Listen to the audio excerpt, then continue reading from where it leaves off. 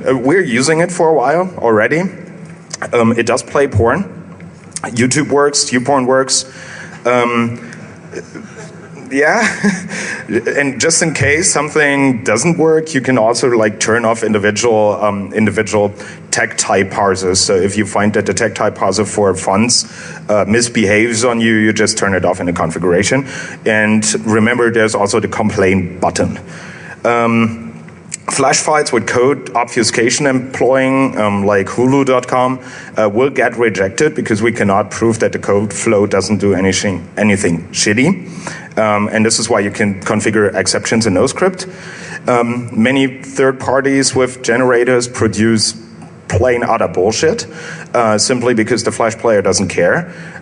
We do, so if you have third parties with generating code anywhere in your company, I would be grateful if you would try whether it's Eden or not. And if it's Eden, then go beat up the people that create this Flash.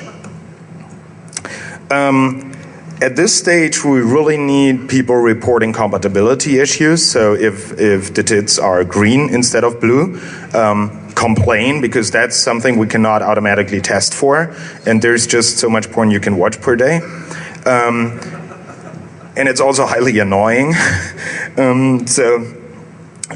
We only, it's HTTP. You can sniff what we log when you press complain, but it's just what you see in the dialog. But I would ask you, if you're trying out this tool, really complain if shit doesn't work. Otherwise, we can't get it to the perfect stage where we want it. If it does this to you, I also want to know. But the complain button will send it to Microsoft. So you actually would have to send me an email or go to the website where you can file bugs against me. I'm already at conclusions. Great. So essentially, we're pretty confident that Blitzableiter, by principle, first and foremost shows that signature-free recreation is a valuable way and alternative to detection paradigm, to AVs, by enforcing, by having secure parsers in managed languages and enforcing a structure that is documented and is strict. You make it a lot harder for people to get through this to the broken parser at the end where you feed it to.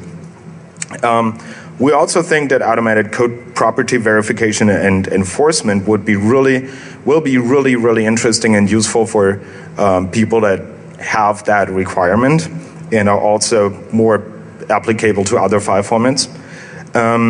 And we hope that this tool will actually decrease your attack surface and will allow you to not get owned when you surf porn.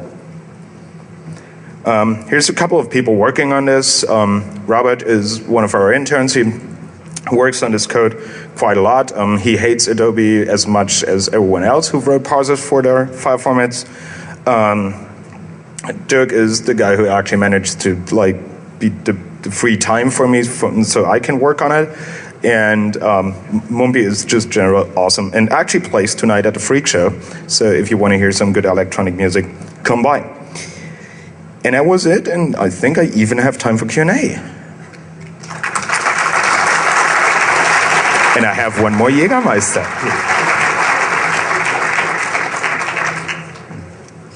Okay, first question gets it.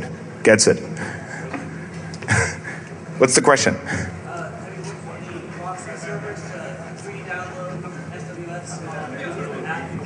Proxy integration for Squid is trivial. It's just command line. It really runs. You can put it into Squid, into a filter interface, because it takes input and output. That's absolutely trivial, but you can also link it into other code. It's a library. I'll deliver it. Okay. More questions? Did the goon just steal?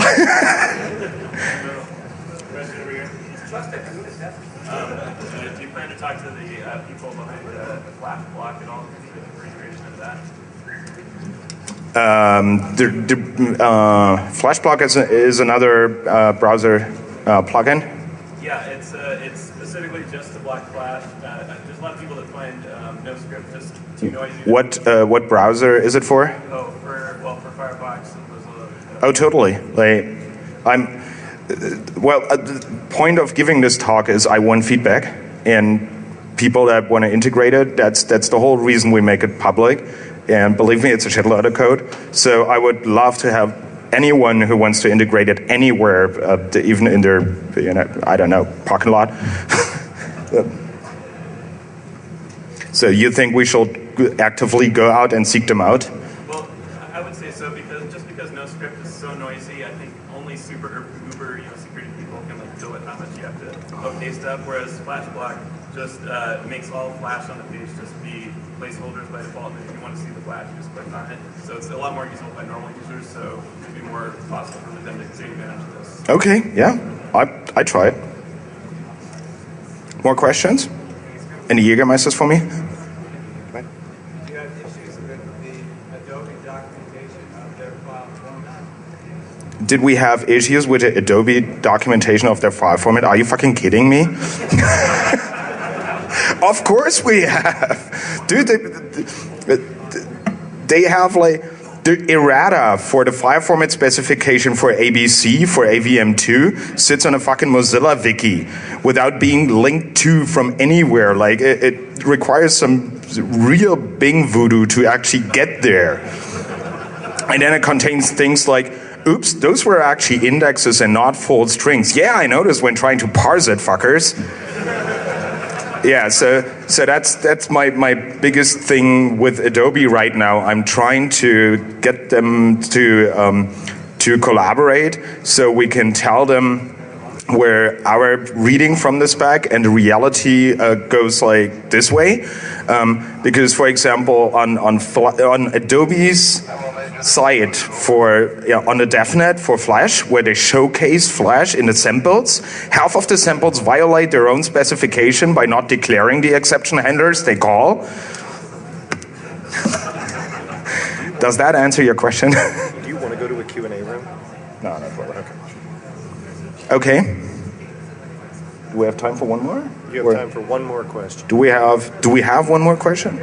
No? Well, just related to what you're just saying, so given that it's such a pain in the butt to get the accurate specs, do you expect to be able to maintain this long term? And we're expecting to improve the relationship with Adobe and get more specs. Okay, thank you. Let's get drunk.